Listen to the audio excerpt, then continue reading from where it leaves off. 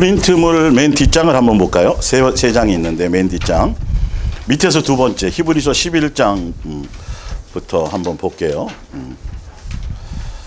히브리서 11장 13절. 이 사람들은 히브리서 나와 있고 특히 여기서 아브라함과 야곱과 이삭 그들을 얘기하는 것이에요.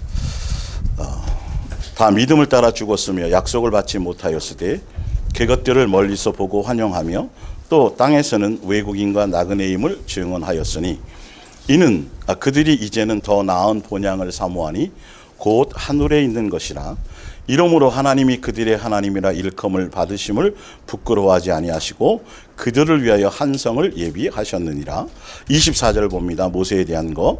믿음으로 모세는 장성하여 바로의 공주의 아들이라 칭함받기를 거절하고 도리어 하나님의 백성과 함께 고난받기를 잠시 죄악의 낙을 누리는 것보다 더 좋아하고 26절 그리스도를 위하여 받는 수모를 애굽의 모든 부하보다 더 큰 재물로 여겼으니 이는 상 주심을 바라봄이라. 27절에는 어떻게 되어 있냐면 왕의 노함을 무서워하지 아니하고 보이지 아니하는 자를 보이는 것 같이 참았으며 이렇게 되어 있습니다. 오늘 예수 사랑 예수 동행과 우리의 시민권은 하늘에 있는지라 첫 번째 시간이 되겠습니다. 우리 앞뒤 전으로 잘 오셨습니다. 축복합니다. 사랑합니다. 우리 영상으로 하시는 분들도 혼자 영상을 보시는 분은 혼자 쓰다듬으셔도 되고요. 그렇게 여러분의 가치를 예수님 앞에서 제대로 이제는 드러내셔야 됩니다. 여러분 지금 이 세상에서 금보다 더 귀한 게 뭘까요? 금보다 귀한 게 더 뭘까? 그 하연이 나래요. 우리 찬송 많이 하잖아요. 주를 사랑하는 마음. 금보다 더 귀하다. 기가 막히게 해놨잖아요. 이 세상에 살지만 예수님을 사랑하는 거기 정확하게 나왔잖아요. 예수님을 사랑하는 것이 금보다 더 귀해요. 그러니까 여러분들은 예수님을 사랑하는 마음의 그 금보다 귀한 거, 지금 금값이 엄청 올라가 있잖아요, 그죠? 그거보다 더 귀한 것을 가지고 있다고 명심하시고 그렇게 하시기 바랍니다. 우리의 시민권은 하늘에 있는지라 이 말씀은 너무도 잘 알고 있어요, 그렇죠? 그리고 그럼 시민권이 하늘에 있는 거 맞지? 그리고 죽으면 또 하늘나라 가는 거 아니야? 라고 이제 생각하지만 이제 앞으로 점점 예수님의 몸된 교회 안에서 이 말씀 그대로 전하는 건 다른 게 있지 않고 성경을 정말 기록하신 의도와 목적성대로 예수님이 우리에게 더 깊이 있게 더 세밀하게 여러분들에게 이제 더 생활에 적용할 수 있도록 또 그동안 가졌던 고정관념에서 좀 더 깊이 있게 갈 수 있도록 그래서 우리의 시민권은 하늘에 있는지라는 이것은 실제적인 거예요. 그러니까 막연하고 나중에 대한 것이 아니라 실제 우리의 현실의 문제고 지금 우리에게 주어져 있는 것이에요. 그래서 조금 전에 제가 우리 히브리서 11장에 그리고 히브리서 11장에 있는 믿음의 선진들 아까 모세도 그랬고 아브라함도 그랬고 이삭도 다 포함해서 그들은 벌써 이 정체성을 갖고 있었어요. 그 시대에 벌써. 그래서 시민권이 하늘에 있다라는 믿음을 그것을 실제적으로 가지고 있고 이 땅에 살고 있으면서도 이 땅에서는 무엇으로 살았다고 돼 있어요? 나그네로. 실제로 증언하면서 삶에 증명하면서 아주 우리는 성경에 벌써 이렇게 기록이 돼 있어요. 굉장히 중요한 포인트예요. 우리는 그냥 막연히 그냥 나중에 죽으면 가는 거고 그냥 이 정도가 아니라 실제란 말이에요. 예를 들어서 외국에 우리가 LA 한운타운에 살고 있었는데 갑자기 폭동이 일어나고 문제가 생겨서 나라가 통제가 안 되면 어느 나라 비행기가 갈까요? 우리나라 국적이 군인들이 가서 최근에 어떤 그런 일이 있었죠. 해외 놀러 갔을 때 가가지고 우리 자국 국민들을 뭐 하려고 보호하고 태워오려고. 그런데 한인타운에서 한국인 사람인 것처럼 한국말 하면서 그냥 다 한국인 거로 이렇게 같이 어울려서 살았는데도 그 비행기를 타려면 뭐를 검사해요? 국적을 여권을 검사하고 시민권이 있어야 된단 말이죠. 이거 속일 수가 없어요. 그러니까 우리는 이 땅에서 그 정체성을 갖고 살아갈 때 예수님이 언제 어느 때 이 땅에 다 불 다 없어지고 예를 들어서 싹 없어지면 그때까지도 우리가 그냥 말짱하게 살아있다고 생각한다라면 예수님이 뭐 할까요? 우리를 데리고 가실 거란 말이에요. 우리의 국적을 보고, 실제적인 우리의 삶의 어떤 그것을 보고. 이거는 시민권이라는 건 막연한 것이 아니라 실제적인 사건이. 그래서 여러분의 삶의 정체성에 지금 아까 아브라함도 그랬고 다 그랬던 것처럼, 모세도 그랬던 것처럼, 모세는 살인자로서의, 그래서 애국 왕이, 지금으로 말하면 뭐 미국의 정도로 아주 강대 국가였는데, 우리가 지금 뭐 FBI나 뭐 이런 정보기관을 인터폴이나 이런데 수배가 떨어지면 여러분 얼마나 두렵겠어요. 사실은 그 정도 이상의 것인데, 그 당시엔 특히 더. 그런데 모세는 보이지 않는 분을, 동행이란 뜻이에요. 보이지 않는 분을 보이는 것 같이 그 양육의 시간들을, 이 고통스러운 시간들을 견뎠어요. 인내했어요. 우리도 마찬가지예요. 예수님이 눈에 보이지 않고 실제로 천국에 직접 갔다 온 사람은 뭐 그거 중요치 않지만, 말씀에 기록된 대로 내가 하늘의 시민권이 있다라는 그 정체성이 내게 믿음이 되어져서 실제로 내가 이 땅에 잠깐 머물고 나그네로 살아가고 있지만, 우리는 항상 어디에 마음이 있어야 돼요? 나는 하늘나라 백성이야, 시민권자야. 지금 이 땅에서 잠깐 내가 나그네로 와서 양육을 통해서 상속받기 위해서 내가 잠깐 나그네로 양육받으며 가는 거야라를 다른 사람은 몰라도 적어도 여러분들이 오늘 이 말씀을 듣고 이 말씀을 확인하신 여러분들은 자꾸 그것이 세상과 세상에 속한 어떤 세상에 돌아가는 수많은 이슈들 굉장히 많죠. 복잡하죠.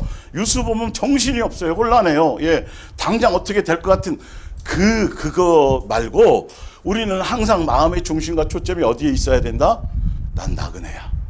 여기 영원히 살지 않아. 영원히 살 것처럼 그렇게 속아서 살면 안 된다라는 거예요. 그래서 그것을 증언하며 사셔야 돼요. 하늘에 준비된 하늘나라 상속되어져 있는 받을 그 나라를 날마다 사모하며 갈 때 누가 그것을 굉장히 기뻐하신다 그랬어요? 아버지께서 기뻐하시고, 너는 쟤네들이 네 자식이에요. 세상에 별 볼 일 없을 수 있고 좋은 학벌이 아닐 수도 있고 부유하지 않을 수도 있어요. 그거는 관계없어요. 그러나 마음의 중심에 항상 시민권자로서의 정체성을 가지고 있고, 그 마음의 중심을 땅에서 나그네로 사는 것을 내 삶에서 내 주변에 실제로 내가 입술에 고백에 내 마음의 중심에, 그래서 언제 어느 때 나를 부르셔도 기꺼이 갈 수 있는 그 마음의 중심과 정체성을 가지고 살아가는 그 자녀를, 아까 히브리서 11장에 봤더니 누가 그런다고요? 예수님께서 어쩔 줄을 몰라 하시는 거예요. 여러분, 이런 말씀들이 보여야 돼요. 뭐 다른 거 필요치 않아요. 예수님을 사랑하는 마음이 금보다도 귀하다는데 금덩이 안 가지고 나와도 돼요. 교회에. 뭔 말씀인지 알겠어요? 다른 것보다도 예수님을 사랑하는 마음으로 오늘 아이들뿐만이 아니라 다 우리가 온전하지 못하지만 실수도 하고 넘어지고 등등 부족하지만 그래도 그 마음을 향해서, 그 중심을 향해서 나올 때 예수님은 금덩이 갖고 온 것보다 이게 더 귀하다. 그러니까 아버지의 마음이 자꾸 느껴지셔야 돼요. 이런 부분들이. 그래서 맨 뒤에 맨 끝에 부분을 볼게요. 베드로서 3장 12절에 여러분은 그날이 어떻게 오도록요? 하루 어떻게 해요? 빨리 오도록 손꼽아 기다려야 할 것입니다. 이게 하늘의 시민권자로서 살아가는 삶의 방법이에요. 성경은 이렇게 나와 있어요. 근데 이게 잘 안 돼. 잘 안 되고 자꾸 놓쳐. 그러면 어떻게 하면 돼요? 아버지 이래요, 제가. 놓치고 살고 또 이래. 그냥 그대로 구하시면 돼요, 그게. 이해가 가세요? 그러라고 주신 말씀이에요. 잘 안 되면 진지하게, 진실하게, 여러분들이 솔직하게 골방에서 아무 데서 누가 창피하면 그냥 정말 여러분의 중심을 가지고 자꾸 제가 이런 부분에 자꾸 넘어지고 이 부분에 자꾸 연약해 있어요, 아버지. 하면 중심을 다해서 예수님께 그런 것을 구하면 예수님이 그거는 막 즉각적으로 우리 속에 합당하게 믿음으로 주신단 말이에요. 자, 오도록 손꼽아 기다려야 할 것입니다. 그날이 오면 하늘은 불타고 천체는 녹아 없어지겠지만 우리 앞에는 하나님께서 약속하신 새 하늘과 새 땅이 기다리고 있습니다. 와, 그것은 하나님께서 보시기에 올바른 사람들이 들어가는 곳입니다. 하늘의 시민권자로서 정체성을 가지고 있고 이해가 가시죠? 예. 이게 근데 솔직히 이 하늘의 시민권이 빼앗겼었어요. 이게 빼앗겼었어요. 예수님이 목숨을 담보로, 생명을 다하고 목숨을 다해서 자기의 피의 대가로 우리를 다시 시민권자로 불러주시고, 예수님의 족보에 우리를 다시 올려주시고 생명책에 우리를 기록해 주셔서 이거 빼앗겼었던 거예요, 여러분. 이게 얼마나 국적이 없다고 한번 생각해 보세요. 예? 보트 피플 갈 곳이 없는 거예요. 그냥 바다에서 대서양이나 태평양에서 떠돌고 언제 어느 나라에서 받아줄 건데 우리는 명확하게 있다니까요. 이게 기록해 놨잖아요. 이거 다시 말씀드리지만 제발 막연하게 살지 마세요. 이제는 구체적으로 사셔야 돼요. 우리는 종교에 있을 때 이거 다 알고 있었던 내용이란 말이에요. 그런데 이것이 내 마음에 깊이 자꾸 새겨져서 아로새겨져서 자꾸 내 정체성을 놓지 않도록, 그래서 손꼽아, 손이 부족하면 발가락까지 꼽아서라도 진짜 예수님에 대한 써놨잖아요. 이게 그냥 써놓은 말씀이 아니에요. 가벼이 농담처럼 이렇게 해서는 안 되고 진짜 말씀 자체에 대한 권위를 자꾸 하셔야 돼요. 우리가 세상에 배웠던 철학, 관념, 종교적인 어떤 이론과 지식, 종교적인 교회에서 배웠던 어떤 그런 습관적인 어떤 지식과 이론 말고 성경 자체를 직접 확인하면서 그 말씀에 갖고 있는 권위가 어떤 것인지를 자꾸 존중해 드려야 아버지에 대한 권위가 자꾸 통해서 우리가 순종할 수 있는 힘이 내 속에서 말씀을 통해서 자꾸 살아나고 되어지는 거예요. 이해가 가시죠? 하늘의 시민권이 있단 말이에요. 우리가요. 이건 단순한 문제가 아니에요. 예수님이 찾아주셨어요. 권리예요. 그 가진 사람은 들어갈 수 있어요. 돈이 없어도 되고 아무 조건이 없어요. 그것만 있으면 돼요. 다른 거 신경 쓰지 마셔야 돼요. 이해가 가시죠? 예. 자, 그래서 맨 앞으로 이제 한번 가보세요. 다시 맨 앞장으로. 예. 그래서 프린트물 첫 번째 한번 읽어볼게요. 천지를 창조하시고 사람을 이 세상에 두신 이유가 이 세상에 잘 적응해서 영원히 잘 살게 함이 전혀 아니다. 이거 알지요? 아는데 이 생각이 안 난단 말이에요. 그럴 때 구하라고요. 아까 어떻게 살아야 되는지 알려주셨잖아요. 예수님이요. 구약에 예수님을 직접 보지 못한 사람들도 이렇게 살았다니까요. 우리만 그렇게 살면 억울할 텐데 그들이 그렇게 다 살았어요. 그러면 우리가 그들을 먼저 살았던 믿음의 선진들을 그걸 본보기로 해서 우리도 당연히 어떻게 살아야 되는 거죠? 나그네처럼 하늘을 사모하며 손꼽아 기다리며, 세상은 불타 없어지겠지만 예수님이 준비한 거 몸도 준비해놨고 거처도 준비해놨고 다 해놓은 거 기대가 되지 않아요? 근데 왜 예수님이 사실은 성경의 그런 부분들을 자세하게 요한계시록에도 잘 안 써놨냐면 이해가 안 돼요. 그 설명을 하면 개미한테, 그 똑똑한 개미한테, 부지런한 개미한테 내 인생이 어떤지 아니? 부터 시작해서 우리 인간 사는 게 참 그래. 어떤 때 알아요, 못 알아요? 아니, 어떤 짐승 IQ 80, 90 돌고래한테 여러분의 인생에 대해서 얘기하고 인간의 삶에 대해서 설명해 주면 그들이 알아요? 전혀 모르는 거예요. 하늘나라는 우리는 상상도 못할 것이라는 걸 아셔야 돼요. 그래서 막연한 어떤 그것이 아니라 실제로 우리의 삶에서 예수님과의 관계 안에서만 그것이 존재하는 거예요. 이해가 가시죠? 미리 다 해놓으면 붕 뜨는 거죠. 소위 축구 선수는 다 야구 선수는 다 유현진처럼 되는 게 아니라 그러려면 가야 될 과정들이 성경에 있는데 이걸 붕 뛰어넘으니까 문제죠. 그러기 위해서 우리는 이 땅에서 착실하게 뭐 하는 거예요? 양육을 받는 거예요. 여기에 초점이 있어야 돼요. 그래야 우리에게 주어지는 거니까요. 자, 그래서 볼게요.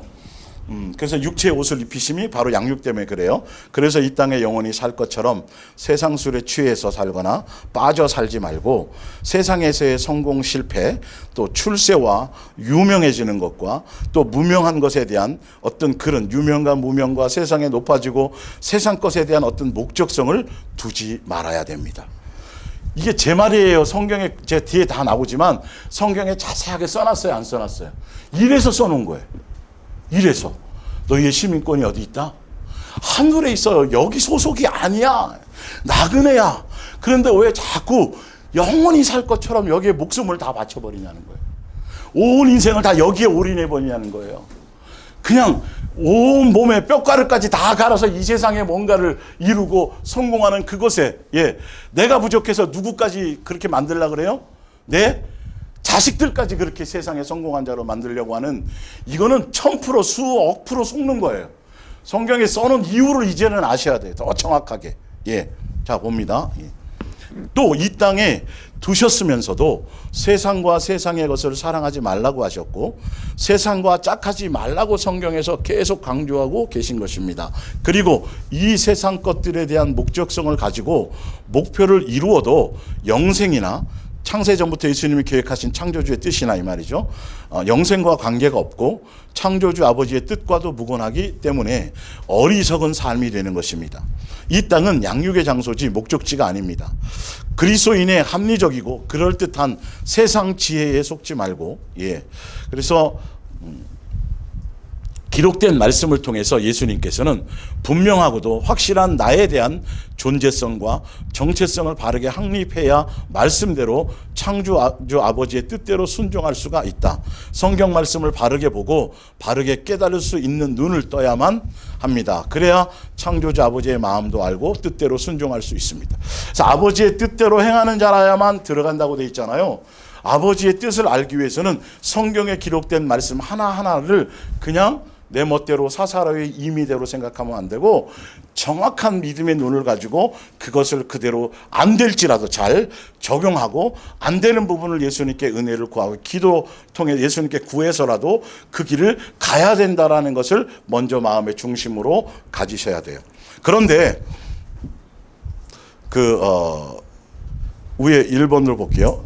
첫 번째 보면 우리가 이 말씀을 듣고, 자, 누가복음 7장 29절 먼저 읽고 제가 설명드릴게요.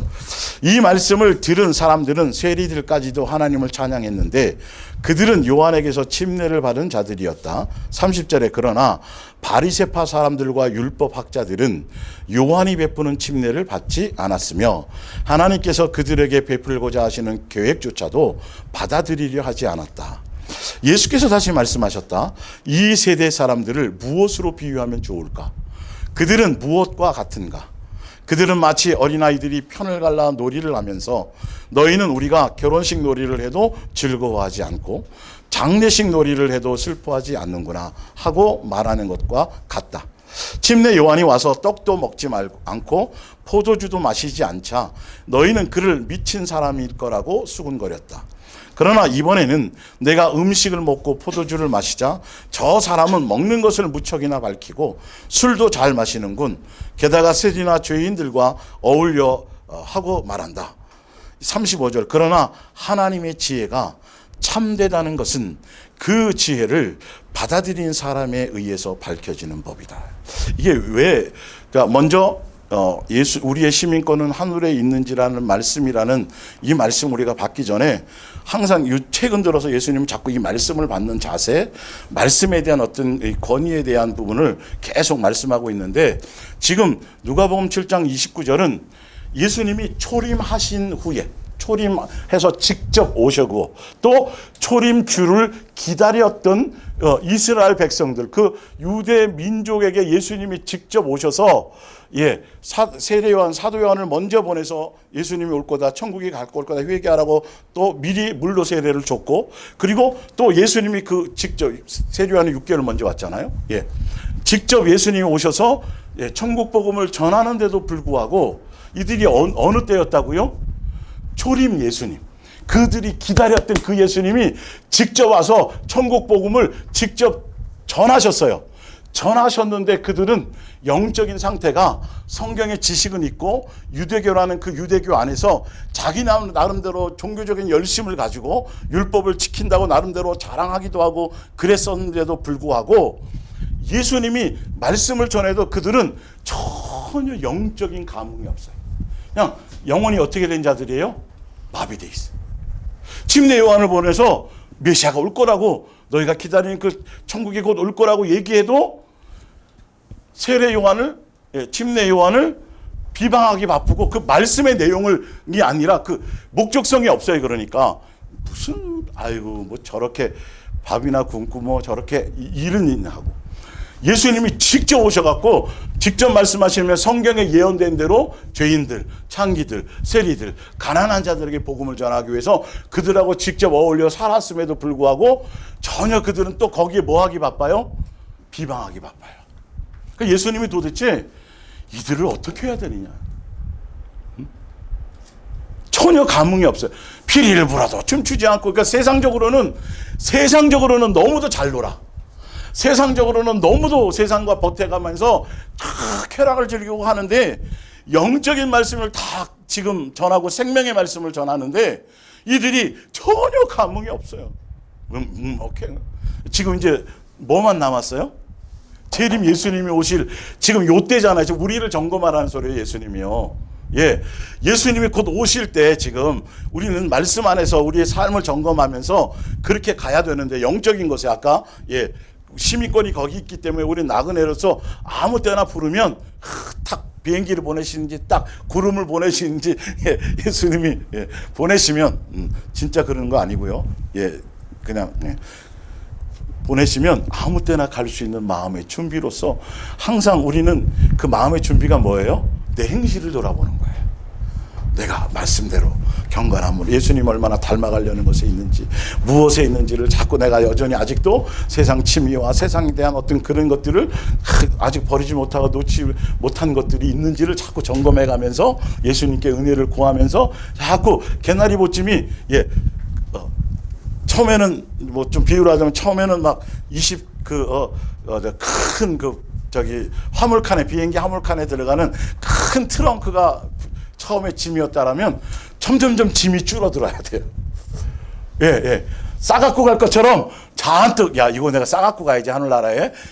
이렇게 생각했던 그 막연한 것들이 점점 이제 없어갖고 이제 점점 짐들이 자꾸 이제 줄어들어야 돼요. 가벼워져야 돼요. 그래서 딸랑 뭐만 간다고? 내 몸만 간다고 생각하셔야 돼요.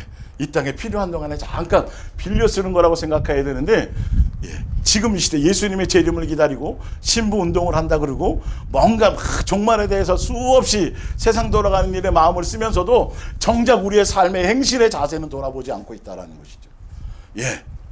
말씀이 전달이 돼도 여기를 통해서 자꾸 내가 고쳐야 될 것, 답안지를 아직 답안지 제출할 때가 안 됐으니까, 시간이 남아 있으니까 틀렸으면 빨리 점검해서 틀린 걸 빨리 답을 고치고, 그래서 땡 종치기 전에 고치면 되지, 이러다 못 고친다니까요, 여러분. 그때그때 고쳐야 돼요. 내 삶의 현장에서 고치셔야 돼요.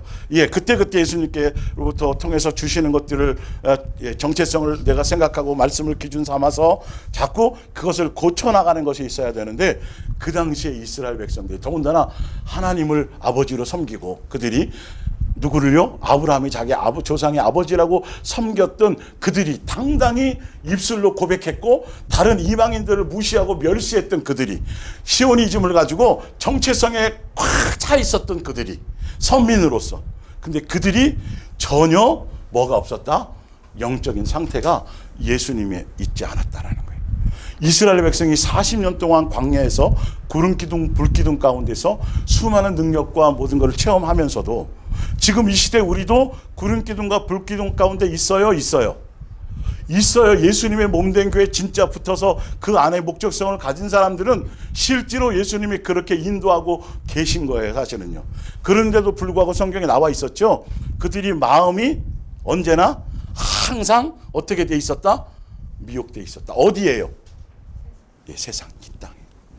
어디를 향해 가야 되는데? 그 당시에는 가나안 땅을 향해 가야 되는데.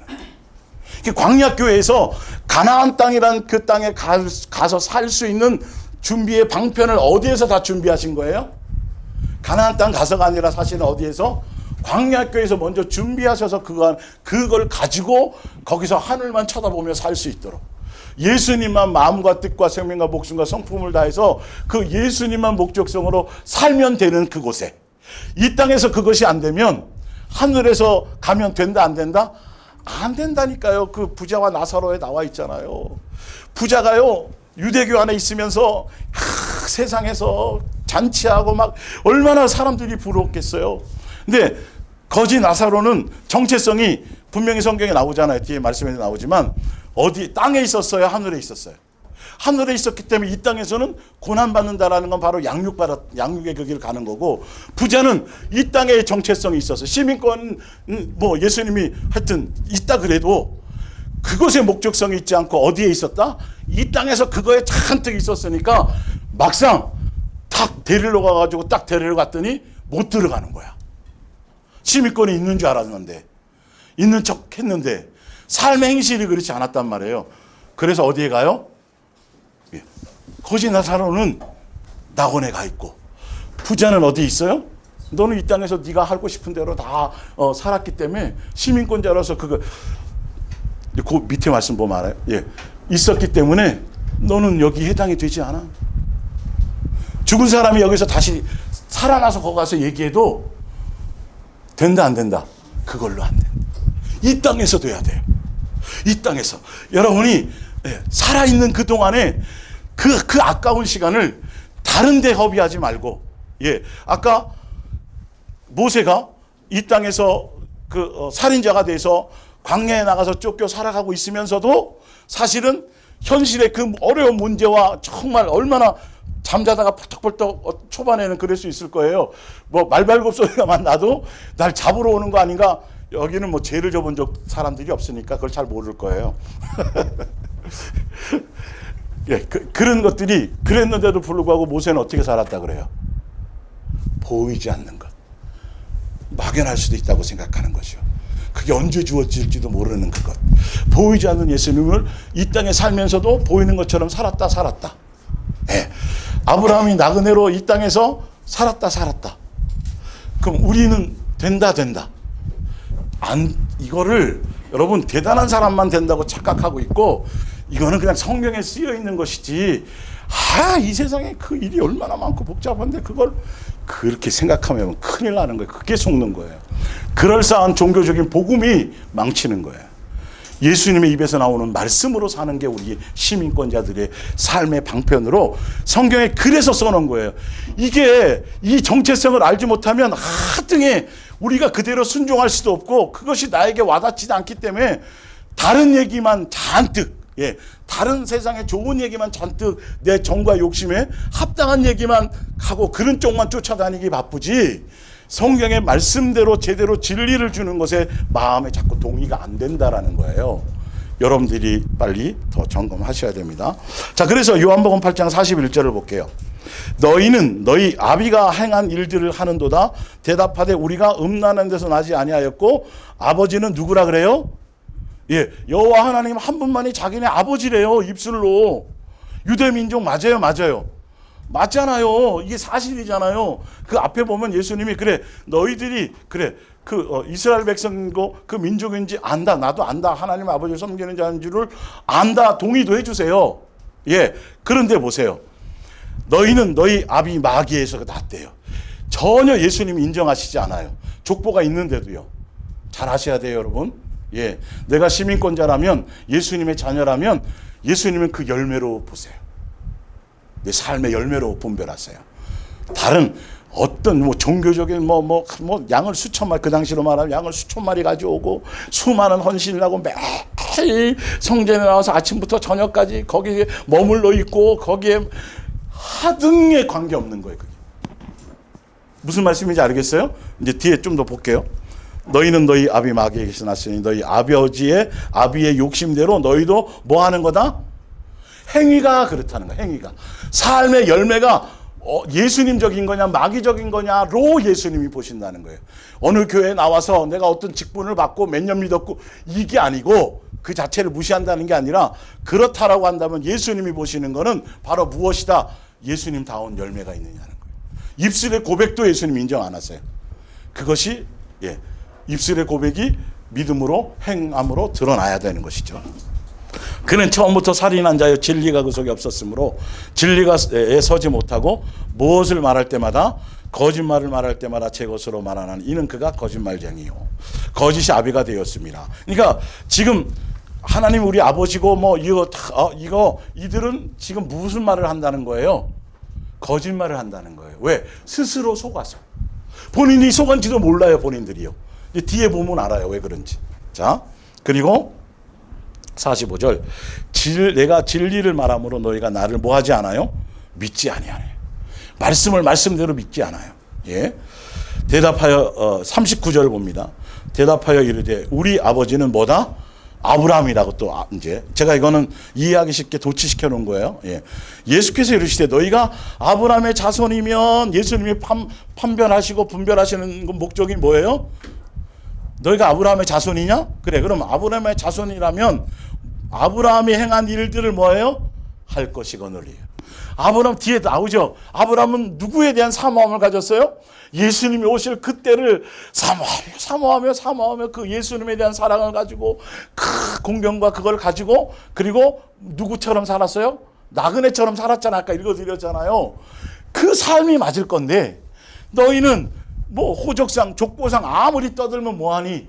양 잡고 소 잡으면 뭐했고 6월절 뭐 이런 절기들을 7.7절 다 지켰으면 뭐하니? 뭐가 없다고요? 삶의 행실이 전혀. 그래서 목요 시간에 계속 그 창조주 아버지가 원하시는 그 예배 제사에 대해서 설명드렸죠. 여러분 그거 정말 명심하셔야 돼요. 성경대로 가셔야 돼요. 많이 나오고 안 나오고 많이 뭐 자주 모이고 그 의미 그 자체보다 예수님은 우리의 마음과 중심을 바르시고 그분이 원하는 기준대로 가기를 방향성을 잡아야 그 안에 예수님의 역사가 일어나요. 그런데 모든 거의 대부분의 사람들이 성경을 가지고 믿고 있다고 하는 대부분의 사람들이 보면 성경을 봤더니 그래요. 결과적으로 보면 다 자기 멋대로 자기 기준대로 했다라는 거예요. 그 사울왕 보니까 여러분 이해가 되시죠? 아니 금방 사무엘을 통해 가지고 다 죽이라 그러고 왜 죽여야 되는지 이유도 설명하고 써있는데 뻔뻔하게 자기 멋대로 자기 기준대로 다 해놓고 잘했다고 이렇게 착각하고 이게 눈 멀면 그래요. 속용되면 그런 거예요. 이게 여러분들이 그래서 자꾸 말씀을 말씀대로 권위를 가지고 자꾸 여러분들이 내가 속고 있는지 내가 이게 관념에 사로잡혀 있는지 고정관념이 있는지를 자꾸 여러분들이 말씀을 통해서 자꾸 그것을 내려놓을 생각을 하셔야 돼요. 이해가 가시죠? 그래서 중요한 거란 말이에요. 자, 요한복음 9장 39절이에요. 예수께서 이르시되 내가 심판하러 이 세상에 왔으니 보지 못하는 자들은 보게 하고 보는 자들은 맹인이 되게 하려 함이라 하시니 바리새인 중에 예수와 함께 있던 자들이 이 말씀을 듣고 이르되 우리가 맹인인가? 예수께서 이르시되 너희가 맹인이 되었다라면 죄가 없었으려니와 본다고 하니 너희 죄가 그대로 뭐하여 있느니라. 우리는 태어날 때부터 죄인 되고 원수 되었어요. 영적으로는 뭐였어요? 소경이었어요, 사실은. 이 정체성을 아는 장기와 세리와 우물가 여인, 그 여인 바리새인, 그 사마리아 여인처럼 정말 자기의 정체성을 알고 죄인인 것을 알면 그것을 깨달은 사람이면 사실 이거는 바리새인이나 서기관이나 율법사들이나 이스라엘 백성이라 할지라도 똑같이 다 예수님 앞에서는 다 뭐예요? 소경이에요. 그런데 그들은 소경인지 알아요? 몰라요? 몰라요.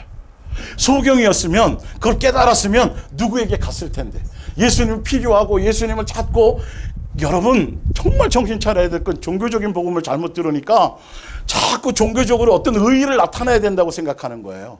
나의 말미암아 어떤 선, 내 의, 나의 어떤 자랑거리, 내가 잘하는 어떤 무엇인가를 드러내는데 우리는 처음부터 원수되고 죄인되고 마귀의 종노릇하며 살았던 그런 된장 항아리와 같은 그런 냄새나는 사람들이에요. 그래서 이 땅에 있는 동안에 천국 백성이요 천국 시민권자로 그렇게 되도록 새로 곤침받는 기간이란 말이에요. 여기에 잘난 것이 없어요. 선한 것이 하나. 원래 그런 사람이라니까요. 이게 원래. 근데 자꾸 우리가 끼리끼리해서 교회에서 자꾸 이 교리를 가리키니까 전도한 것 같고 비교하고 뭐 헌신 많이 하는 것 같고 뭐 잘했다 그러고 막 축복받을 거라고 가면 막 면류관 받을 거라고 이래 놓으니까 이게 본인의 진짜 이걸 잊어버리는 거예요. 속이 시커멓고 아직도 마귀에게 어떤 속고 있는 그 많은 정과 욕심으로 타만하고 쌓여 있는 것들이 없어진 줄 아는 거예요. 예수님이 칭의를 통해서 씻어주시고 다 죄 없다 해주셨지만 그 요소가 남아있단 말이에요.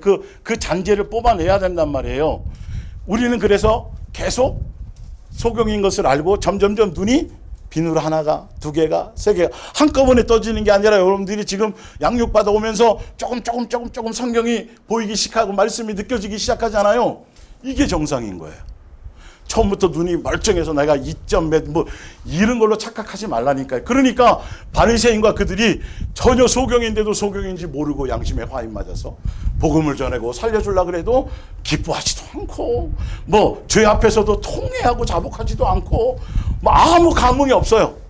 지금 이 시대가 지금 그러는 거예요. 자꾸 엉뚱한 데 마음을 두는 것이죠. 예, 매일 세상 돌아가는 것만 자꾸 신경 쓰고 있으니까. 예. 자, 볼게요. 또 하나. 누가복음 5장 31절. 예수께서 대답하여 이르시되 건강한 자에게는 의사가 쓸데없고 병든 자에게라야 쓸데있나니 내가 의인을 부르러 온 것이 아니요 죄인을 부르러 회개시키러 왔노라. 그런데 아까 읽어봤더니 누가복음 7장 위에 읽어봤더니 그들이 침례를 받아요? 안 받아요? 안 받아요. 병드는 거 알아요? 몰라요? 몰라요. 멀쩡하대. 의사가 필요 없대. 예수님이 필요 없는 거예요. 지금 이 시대도 예수님이 필요 없다고 생각하면 큰일 나요. 우리는 어느 누구보다 저 사람은 모르지만 적어도 나는 어떤 누구보다도 누가 필요해요? 예수님이 제일 실이 필요해요. 이거 알게 하려고 육체의 가시를 주었다고 시리즈로 7주 8주 한 거 아니에요. 그게 드러나야 되고 자꾸 고백해 드려야 되고 자꾸 그래야 자꾸 예수님을 향해 가는데 이게 자꾸 이상해진다니까. 이게 교회에서 자꾸 높아지고 막 인정받고 막 이상해졌다니까. 이게 참 수없이 속은 거예요.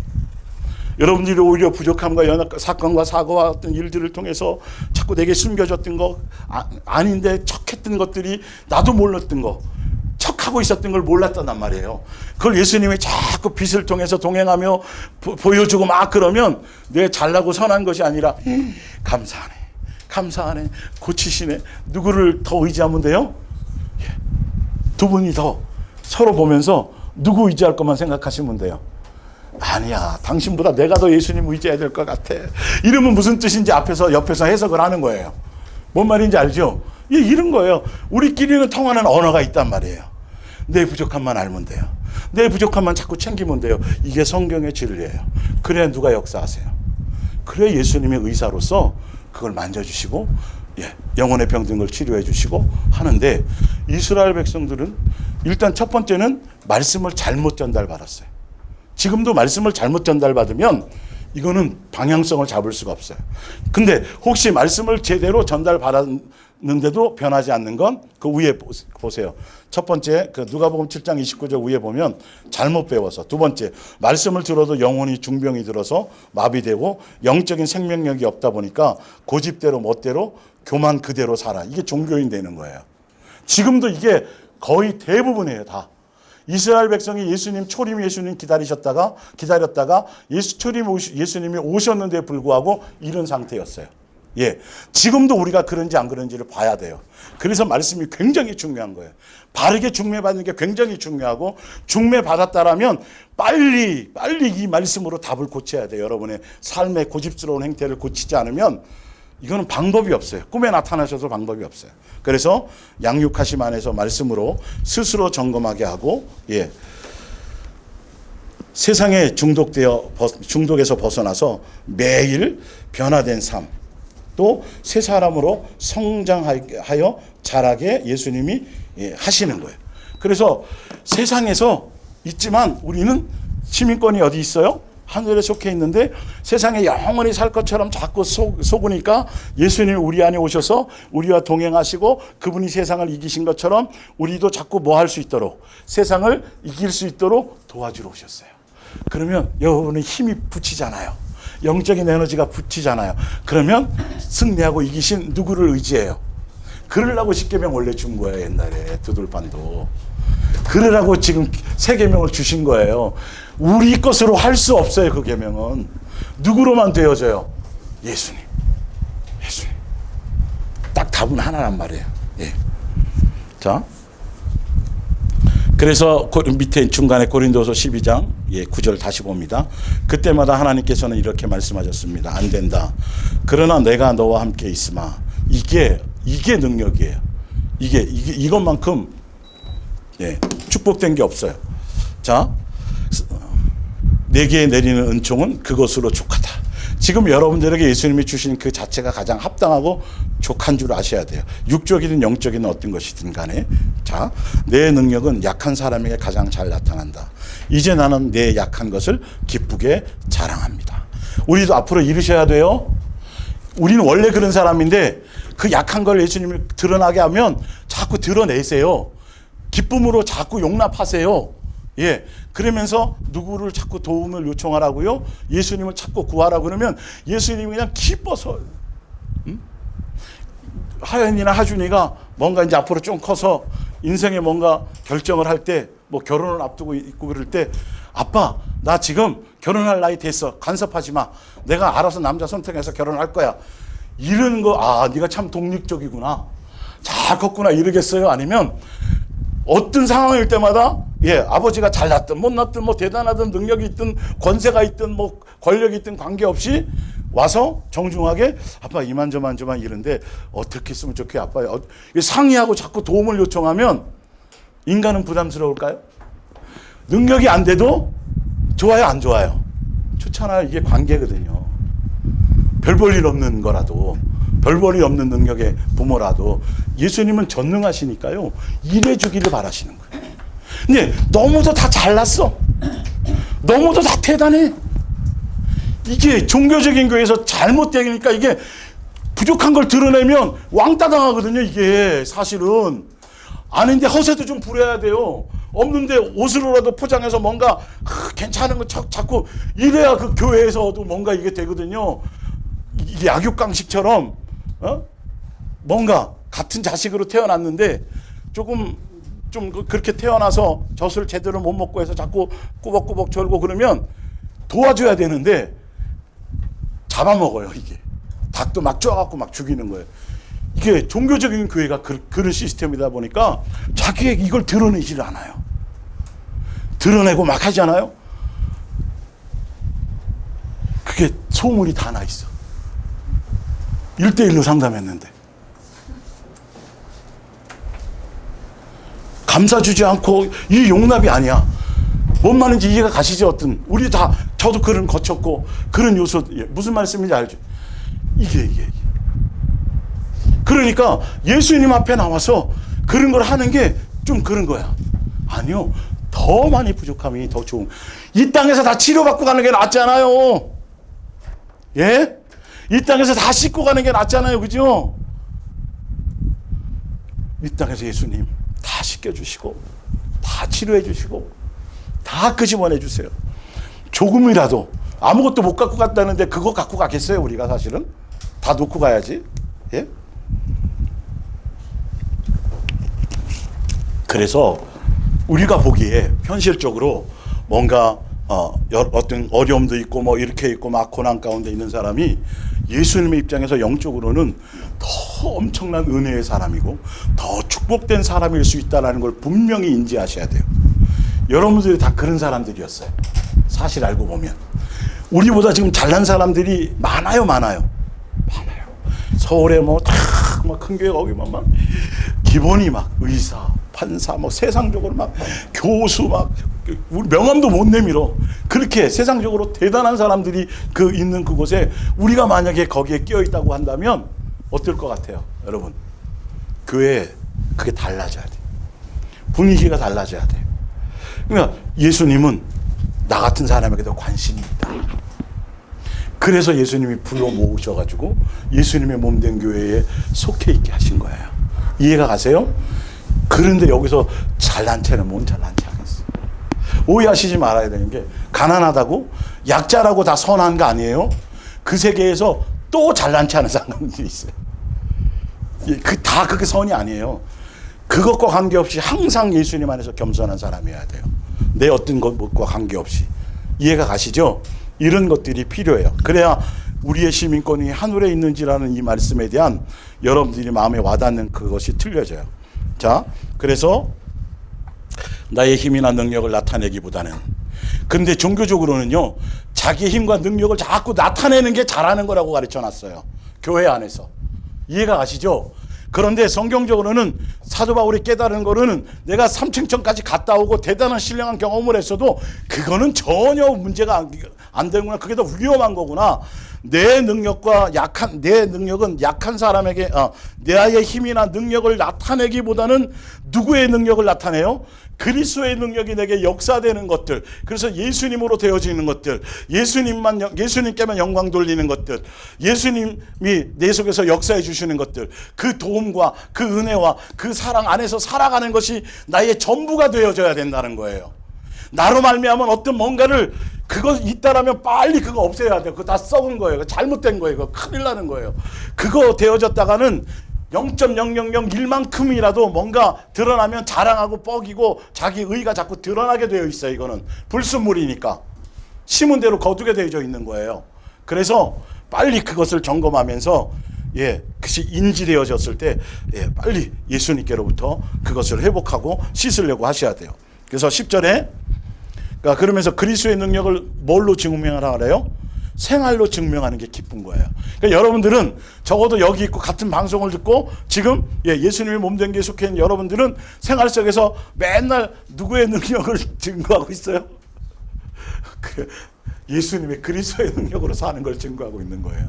뭐를 자꾸 내 속에 내가 연약하고 부족하고 막 이런 거 실수하고 넘어지고 하는 것들을 자꾸 드러내게 되고, 그럴 때 예수님을 찾고 예수님을 기꺼이 고백하고 예수님을 찾고 의지하게 될 때에 내가 생활로 예수님의 능력을 나타내는 사람이에요. 대단한 사람인 거예요. 그래서 천연기념물이라 그러는 거예요. 그게 찾기가 힘들어요. 자기 치부를 드러낼 사람이, 좋아할 사람이 어디 있어요? 세상도 없고 교회에서도 사실 없어요. 부끄러워서. 그런데 그 자존심이 없어져야 되는 거예요. 큰일 나는 거예요. 그거. 부끄러움이 없어야 돼. 우리는 예수님도 십자가에서 벌거벗겨져서 부끄러움을 개의치 않으셨잖아요. 나오잖아요, 성경에. 우리의 그것이 자꾸 드러나는 게 좋은 거라니까요. 더 묵상하셔야 돼요. 그러면서 마지막에 나는 모든 것이 그리스도를 위한 것임을 알기에 그 가시도 모욕도 고통도 박해도 어려움도 온전히 모하게 받아들이고 기쁘게 받아들입니다. 내가 약할 때 나는 강하기 때문입니다. 예수님으로 강해지는 거죠. 무력해질수록 나는 그만큼 더 그리스도를 의지하기 때문입니다.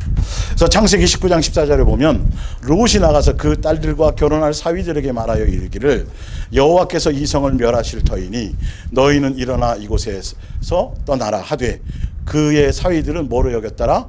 농담으로. 우리도 여러분 이거 점검하셔야 되는 거예요. 이 말씀이 아무리 말씀이 선포되고 깨달음이 와도 여러분 그거를 실제로 그 말씀 자체의 권위를 받아들이지 않으면, 막연한 걸로 받아들이면 이렇게 여기는 거예요. 자, 누가복음 17장 32절 롯의 철을 기억하라.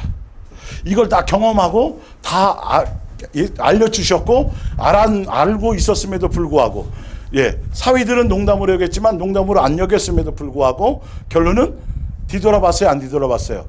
뒤돌아봤죠. 지금 같으면 끝내줄 텐데 지금 소금이 없잖아요, 여러분. 롯의 아내가 뭐가 됐어요? 소금 기둥 됐잖아요. 인기 끌었을 텐데. 소금이 없는 이 시대에. 와, 큰일 나요, 우리는. 예수님이 그냥 이 짧은 이 말씀하신 이유가 있어요. 그 전에 수없이 고칠 수 있는 기회를 주세요. 수없이 고칠 수 있는 기회를 주세요. 이스라엘 백성에게 수없는 기회를 40년 주셨는데 그 기회를 찾지 않아요. 우리도 대단하다, 더 특별하다 이렇게 그들과 비교해서 그러지 말고 그냥 성경이 오늘 말씀대로 아직도 나는 눈 떠야 될 게 더 있고 아직도 나는 치료받아야 될 게 더 있고 아직도 더 겸손해지게 더 말씀을 정확하게 알아야 되겠다. 말씀에 요구하시는 그것에 내 관념, 내 이거 그럴싸한 거 하지 말고 뭔가 세상 철학보다는 좀 2% 부족한 것 같지만 이것이 여러분들이 그것이 되어져야 된다는 것이에요. 그걸 예수님은 지금 강조하고 싶으신 거예요. 알고 보면 그런 부분들을 보는 것이죠. 자, 그 뒷장으로 잠깐 넘어가 보세요. 뒷장으로. 이제 페이지 수가 써서 좋죠. 제가 옛날부터 이거 했는데 자꾸 이거 할 때마다 생각이 안 났어요. 근데 김척교회 성도들님이 요구하시더라고요. 그래서 얼른 했어요. 자, 볼게요. 빌립보서 3장. 그러나 우리의 시민권은 하늘에 있는지라 거기로부터 구원하는 자 곧 주 예수 그리스도를 기다리노니. 하늘에 시민권이 있다라는 정체성을 아는 사람들은 누구를 기다려요? 예수님을 기다리는 게 정상적인 거예요. 여러분들이 점검해 보세요. 성경은 이렇게 말씀하고 계시니까. 그는 만물을 자기에게 복종하게 하실 수 있는 자의 역사로 우리의 낮은 몸을 자기 영광의 몸의 형체와 같이 변하게 하시리라. 그래서 위에 보면 우리의 의지와 관계없이 창조주 아버지의 뜻과 계획에 따라 우리가 이 땅에 태어나는 순간부터 우리는 뭐로 태어났어요? 하늘나라 뭐로요? 시민권자로 우리는 태어났단 말이에요. 그래서 그 시민권자의 삶을 우리가 살아가는 것이죠. 자, 그래서 고린도 후서 5장 17절을 봅니다. 누구든지 그리스도 안에 있으면 이제는 새 사람이 되는 거잖아요. 우리가 새 사람이 되었다는 것, 성령으로 거듭났다라는 뜻은 구체적으로 삶의 열매가 어떠해야 되냐 하면 더 이상은 전과 같은 인간이 아니고 새로운 인생의 시작인데 구체적으로 16절이 적용되어져야 돼요, 여러분. 거듭났다, 물과 성령으로 거듭났다, 하늘로 새롭게 났다, 예수님의 자녀로서 시민권자로서 새롭게 우리가 시민권을 되찾았다라는 의미는 인생이 새로운 인생이라는 건데, 이 땅에서 새로운 인생이에요. 건데 세상적인 생각이나 눈에 보이는 것을 가지고 그리스도인을 평가하는 일을 없어져야 돼요. 그러니까 무슨적인 눈을 버려라. 세상적인 기준적인 합리적인 생각, 세상적인 것으로 잘났다 그래서 잘난 것이고 이 기준이 없어져야 돼요. 무엇으로 해야 돼요? 예수님이 보시는 눈으로. 그 사람의 심령이 얼마나 새로워졌으며 얼마나 예수화되어졌으며 얼마나 어린아이처럼 순전하며 얼마나 겸손하며 이해가 가시죠? 예수화되어져가는 초점을 보시란 말이에요. 여러분들이 계속. 그러니까 어떤 때 여러분들이 실수하냐 것 요즘 있냐면, 그래서 뭐 20년 믿은 장로님이 계셔. 20년 믿은 장로님이라도 직분은 그럴지 모르지만 영적인은 아닐 수 있잖아요. 여러분들은 그걸로 봐주셔야 돼요. 그러니까 기준을 그걸로 보니까 20년 믿은 장로님이 무슨 졌다고 소위 죄송하지만 표현이 우리게 저렇게 살아? 이러면 정죄가 될 수 있어요. 그런데 20년 믿었어도 영적으로는 안 자랄 수 있단 말이에요. 우리는 예수님은 그 눈으로 보시는 거예요. 겉에 직분으로 보는 게 아니라. 근데 봤는데 아직 양육을 못 받은 분이 있구나. 그러면 그 모습으로 인정해 주시면 돼요. 교회 지체 안에서도. 영적인 팁을 제가 드리는 거예요.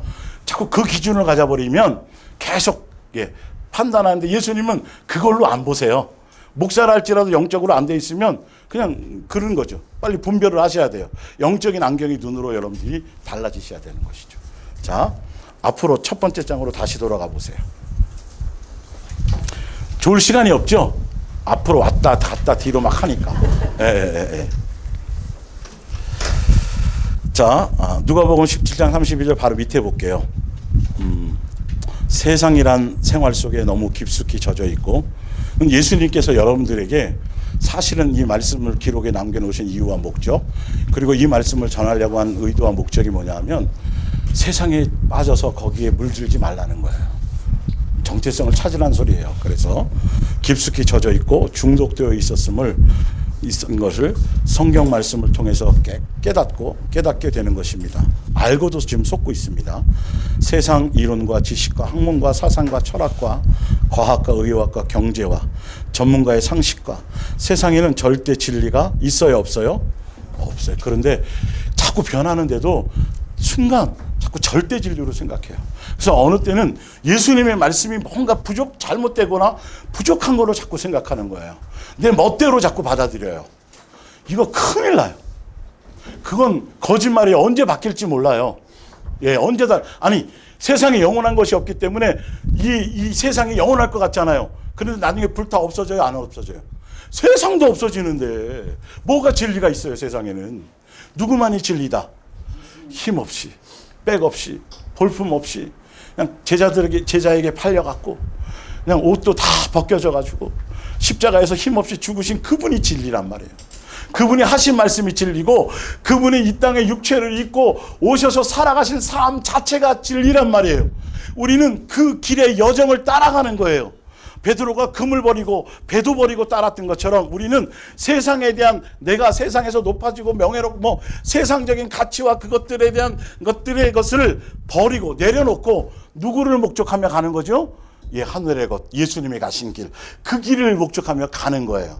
이것이 재림하실 예수님을 기다리는 예수님의 자녀로서의 시민권자로서의 준비되어져야 될 방향성인 것이죠. 자, 전도서 5장 그 옆에 볼게요. 첫 인류 아담 부부도 먹으면 죽는다라는 예수님의 말씀을 듣고도 안 죽는다는 말을 따랐죠. 그죠? 지금요, 여러분 삶의 현장에서요, 그럴싸한 정욕적인 세상 말 들으면 여러분 이 세상 못 이겨요. 성경의 말씀이 떠올라야 돼요. 그래서 아담 하와 중에 둘 중에 하나라도 정신을 차렸으면, 제대로 말씀대로 열매를 맺었으면 다 살 텐데. 지금 마찬가지예요. 지금도 여러분의 가정의 구원이 이루어지려면 먼저 깨달은 사람, 먼저 말씀을 받은 사람, 은혜 받은 사람이 정신을 바짝 차려야 돼요. 제대로 끝까지 예수님 붙들고 가야, 그래야 가정 전체를 사실 살릴 수가 있어요. 얼마나 중요한지 몰라요, 이 부분이요.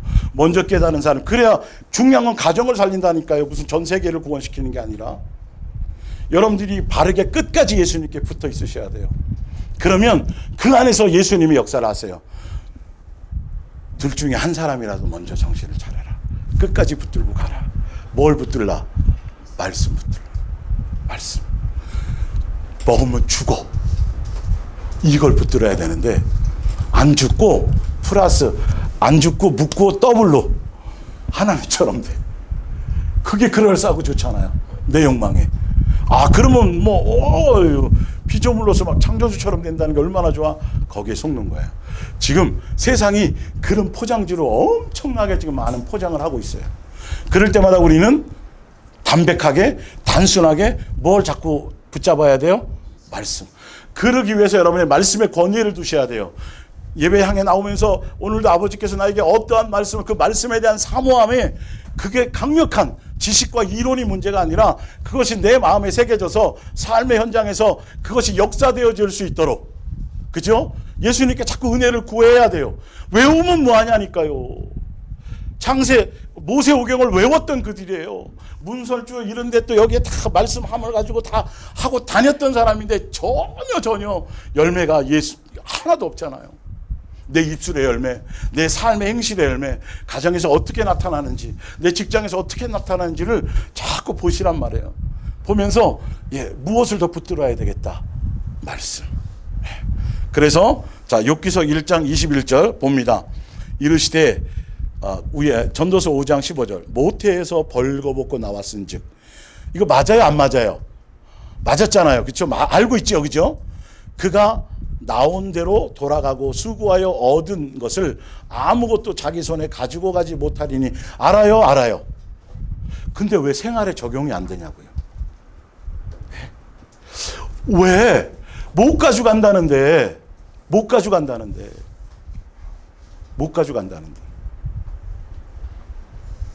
왜 자꾸 이게 쌓아놓으려고 그러고 자꾸 가져갈 것처럼 자꾸 착각하냐는 거예요.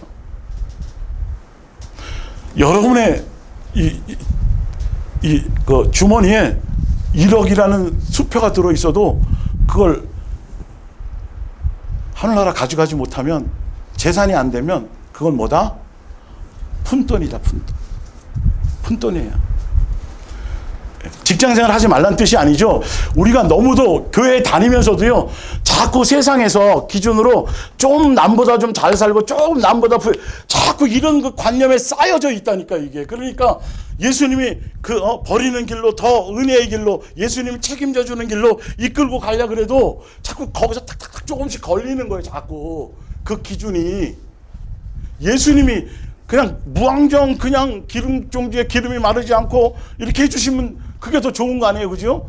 근데 우리는 그게 불편하다고 생각하는 거예요. 예수님 없이 막 그냥 저기 의지하지 않고 그냥 내가 아무 때나 탁 쌓아놓고 막 쓰고, 이게 이제 속는 건지를 모르는 거죠. 이런 부분들. 근데 왜 이걸 이렇게 써놨을까요? 우리의 시민권이 어디 있기 때문에. 그래서 이렇게 써놓은 거예요. 이게 맞는 말이에요. 자, 욥기서 1장 21절 이르되 내가 모태에서 알몸으로 나왔은즉, 그러니까 솔로몬도 그렇게 얘기하고 욥도 얘기해요. 또한 알몸으로 그리로 돌아올지라. 이런 부분 구절이 많잖아요, 그죠? 예. 그래서 주신 이도 여호와시요 거두신 이도 여호와시네 여호와의 이름이 찬송을 받을지어다. 그러니까 예수님이 주셨던 걷어가셨던 생활의 환경의 문제하고는 예수님을 찬양하는 거는 관계가 있다 없다? 없어야지 맞아요. 뭔 말인지 알죠? 아무것도 안 가지고 나와가지고 지금 뭐 엄청나게 지금 그나마 있는데 예수님을 걷어간들 또 뭐 양육을 위해서 뭘 하신들 그거랑은 예수님 찬양하는 거랑은 관계가 전혀 없어야 된다.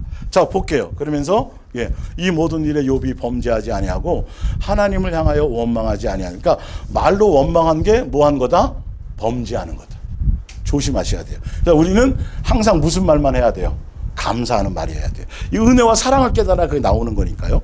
전도서 1장 2절 전도자가 이르되 헛되고 헛되며 헛되고 헛되니 모든 것이 헛되도다. 해 아래에서 수고하는 모든 수고가 사람에게 무엇이 유익한가. 영생하는 광고가 없어요. 내가 해 아래에서 행하는 모든 일을 보았노라. 보라 모두 다 헛되어 바람을 잡으려는 것이로다. 예수님 외에는 다 헛되다라는 뜻이죠. 디모데전서 6장 6절 자족하는 마음이 있으면 경건은 큰 이익이 되느니라. 우리가 세상에 아무것도 가지고 온 것이 없음에 또한 아무것도 가지고 가지 못하리니 그래서 우리가 먹을 것과 입을 것이 있은즉 족한 줄로 알라. 예수님으로 말미암아 자족을 깨달으면 하늘나라 시민권자로서 살아가고 양육받는데 엄청난 뭐가 된다? 도움이 된다. 그래서 자족을 찾고 아니 더 가지려고 애써도 예수님께 속한 사람들은 예수님의 몸된 교회에 속한 사람들은 예수님이 욕망을 안 이루어주세요. 그게 축복인 거예요. 가난이 축복이고 어떤 때는 병든 게 축복이고 이 세상적인 개념하고 산상수훈의 개념하고는 완전히 틀린 것부터 여러분이 아시고 인정해야 이게 진짜 시민권자예요. 왜? 못 가져가 얘야. 그거 잔뜩 가져가려고 했더니 그거 갖고 못한대 비행기. 당신 하나 몸 하나도 지금 타기 힘든데 그 가져갈 거 그 짐 실어 보내요. 그럼 자기는 가지 말고. 여러분 이 뜻이잖아요. 왜 힘들어서 거기까지 가서 그냥 놓고 아예 갈 생각을 하지. 이게 예수님이 좋게 해준 거예요. 좋게 해준 거예요. 미리 얘기해줘도 그런다니까요. 왜 진작 얘기 몇 장 몇 절에 다 얘기했잖아 지금 보면. 고린도전서 3장 19절 이 세상 지혜는 하나님께 어리석은 것이니 기록된 바 하나님의 지혜 있는 자들로 하여금 자기 꾀에 빠지게 하시는 일을 하셨고 또 주께서 지혜 있는 자들의 생각을 헛것으로 하신다 하셨느니라. 그런 정도군인지 사람을 자랑하지 말라. 만물이 다 너희 것입니다. 고린도전서 1장 25절 하나님의 어리석음이 사람보다 지혜롭고 하나님의 약하심이 사람보다 강하니라. 그래서 예수님이 온전한 지식과 지혜이시기 때문에 세상 지혜와 지식의 기준이 아니라 예수님의 뜻인 말씀대로 사는 것이 그게 참 성공자예요. 영생하는 길이에요. 그러니까 여러분들 지금 고린도전서 3장과 고린도전서 1장의 내용을 여러분 이거 알고 믿죠? 우리의 똑똑함보다 예수님의 미련함이 우리의 똑똑함보다 훨씬 낫죠? 그렇다면 세상 철학과 이론이 아니라 뭐를 권위를 두셔야 돼요? 말씀의 지혜로움을 따라가세요. 제발. 그럼 너무도 종교적인 것에 여러분 잘못 입력된 것들이 너무도 많아서 말씀 하면서도 엉뚱한 것에 돼 있어요. 이게 이상한 것을 따라가요. 기록된 의도와 목적성대로. 다음 주는 이제 여기에 이어서 더 구체화 시민권자의 어떤 그 길에 가는 것들 그러면서 하늘의 시민권이 있고 이 정체성이고 이것을 목적으로 예수님이 세상을 지었고 우리를 창조하셨기 때문에 이렇게 말씀해 놓으신 거구나. 마땅한 것을 확인하며 가시게 될 거예요. 여러분들 이 말씀 여러 번 묵상하세요. 가셔서 또 들어보시고 또 들어보시고 저희는 다른 예배가 없잖아요. 머리로 마시고 어느 순간은 마음으로 들릴 수 이것을 여러분들이 하셔야 돼요. 그렇게 가시기를 부탁드립니다. 기도하겠습니다.